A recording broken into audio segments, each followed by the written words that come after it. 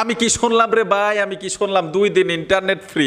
সারা দিন ইন্টারনেট ফ্রিতে ব্যবহার করতে পারবেন, শুক্রবার এবং শনিবার একদম ফ্রি, মানে সকাল 6টা থেকে সন্ধ্যা 6টা পর্যন্ত ফ্রিতে আনলিমিটেড ইন্টারনেট ব্যবহার করতে পারবেন। আমি নিজে ব্যবহার করার পরে ভিডিওটা বানাইতে আসছি।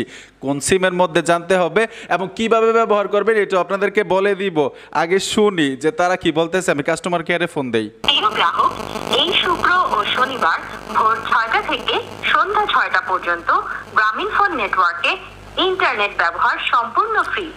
এই ফ্রি ইন্টারনেট উপভোগ করতে গ্রাহকদের কোনো প্যাক কেনার প্রয়োজন হবে না। আশা করি বুঝতে পেরেছেন, গ্রামীণ সিমের মধ্যে সম্পূর্ণ ফ্রি, সকাল 6টা থেকে সন্ধ্যা 6টা পর্যন্ত।